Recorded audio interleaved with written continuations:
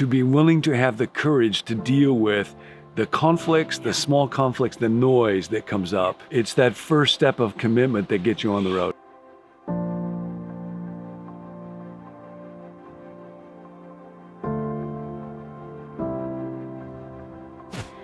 We are hurting people, and we live in a hurting world.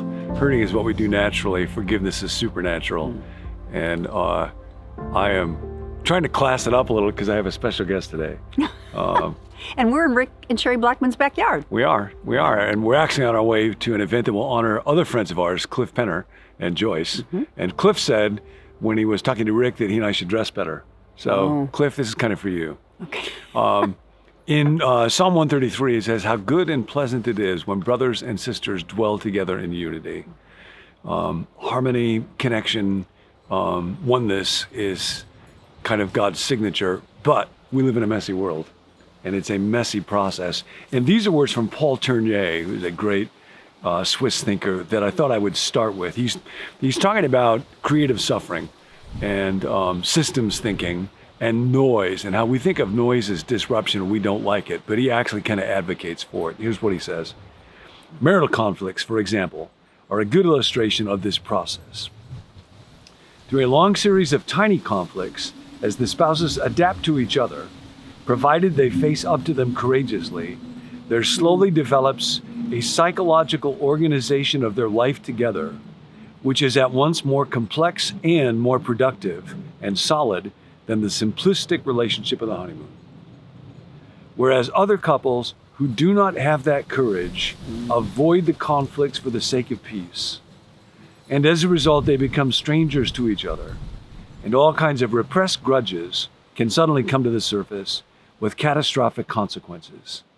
How consoling, therefore, it is to discover that it is through our mistakes that we grow. This then is God's method, God's pedagogy. This is what happened on the cross, where the most unjust evil turns out to be the greatest blessing. And I love those words. I love thinking about them with us. You just wrap up for the day. Yeah, I don't think so. We still got a few minutes to kill. And we've been talking and thinking a lot over the last season of our life about reconciliation. Forgiveness is something that we go through basically kind of between us and God, but then we seek to reconcile with other people. And it's never clean. It's never just, here's how much I have to forgive you. Here's the reconciliation process. It's messy. It's ambiguous. So I'd love to have your thoughts. Okay. And just back to Tournier, to use the words courage and slow. That it takes time. Yeah. And then, Les and Leslie Parrott talk about conflict is the only way to intimacy. And intimacy isn't just in a marriage relationship, it's in friendship, it's with God.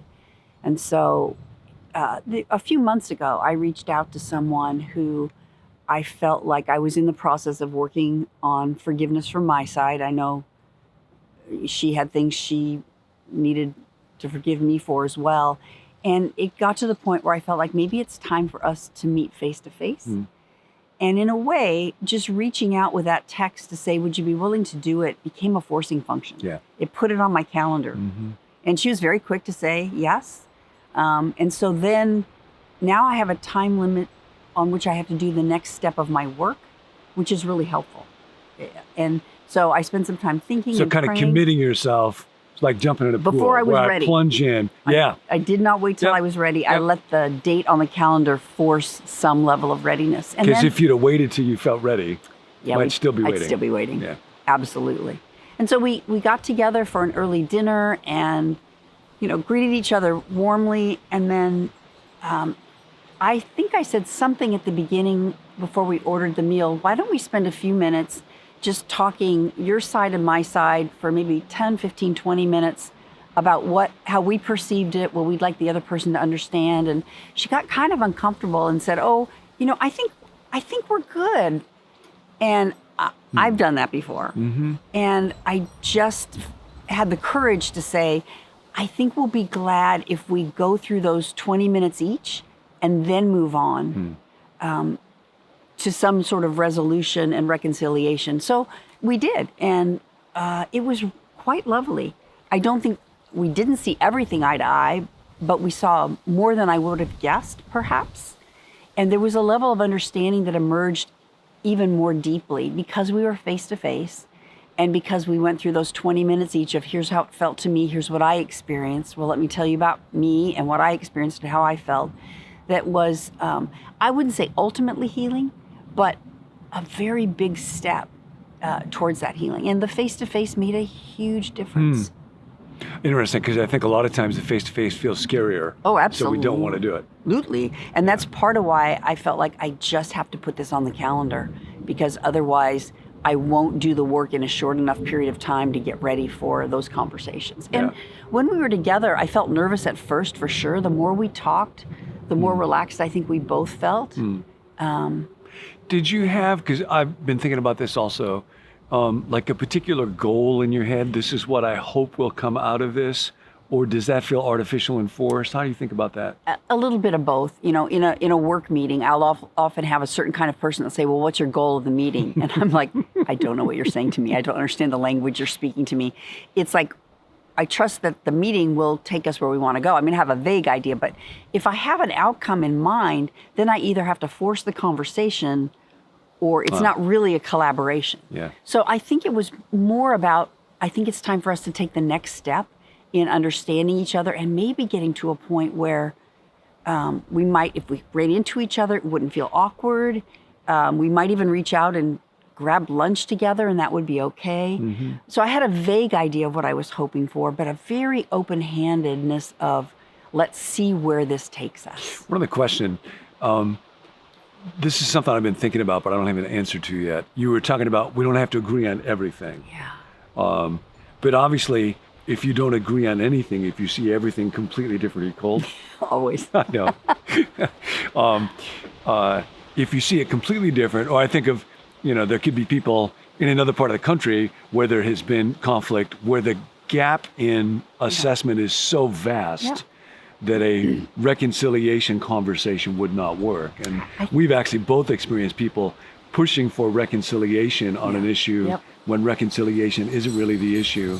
So how much agreement does there need to be, and how much difference in perspective can there be where reconciliation is still possible? Well, I don't know exactly how to answer that question, but I would think the priority becomes the relationship, not at the expense of truth.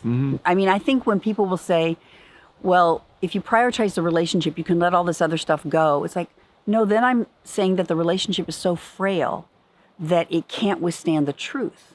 So I think we need to talk through it. With the one situation you're talking about, something so egregious as had happened against us. I have another friend whose our political differences are so vast. We had a long conversation about that and then just moved on and said we love each other, and I completely think she's crazy. She completely thinks I'm crazy, but we love each other. So it was very different in those two and I was circumstances. thinking about a different situation yet where somebody used the language of, can't we just get the differing sides together and bridge the narrative? Oh, geez. And it was a situation where clearly there has been wrongdoing and deception. People may have different perspective on who is at fault, but bridging the narrative there would be a way of smothering conflict and smoothing over something where truth really needs to come to the surface. Well, it's a little bit like the entrance to the Golden Gate in San Francisco. That opening, you can build a bridge there. There are some openings that are too wide. The bridge can't be built. So I think the discrepancy determines the ability to bridge. Yeah.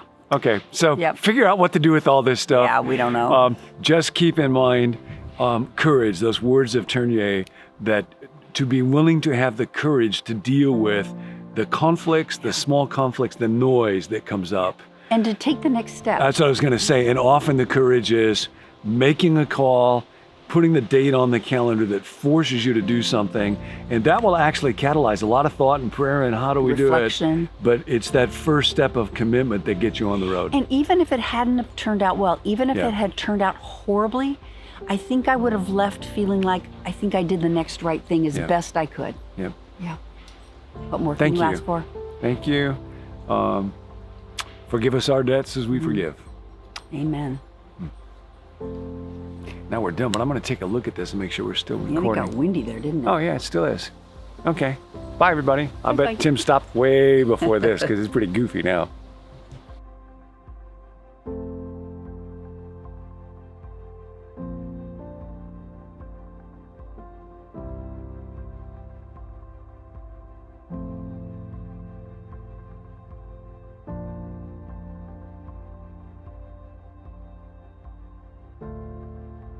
Thanks for joining us. At Become New, we want to grow spiritually one day at a time, but it's tough to do that alone. So we're offering a little more support for anyone who would like to work on putting the content into practice. You can sign up to receive a text at the end of each week in this series, asking if you completed the Here's How portion for that week. If you want, you can reply to the text and let us know how it went, or if you need prayer in taking those action steps. To sign up for the end of week reminder, just text the word MORE to 855-888-0444, and we'll put you on the list. As always, to receive the emails or video links by text, you can let us know at becomenew.com/subscribe. If you're already signed up for the emails but aren't getting them, try checking your spam folder, or better yet, you can add us to your contact list. Our email address is connect@becomenew.com. If you need prayer, we're here for you. Text your specific prayer request to 855-888-0444. There's a team of us who meet each weekday to pray specifically over every person who sends a text in. We'll catch you next time.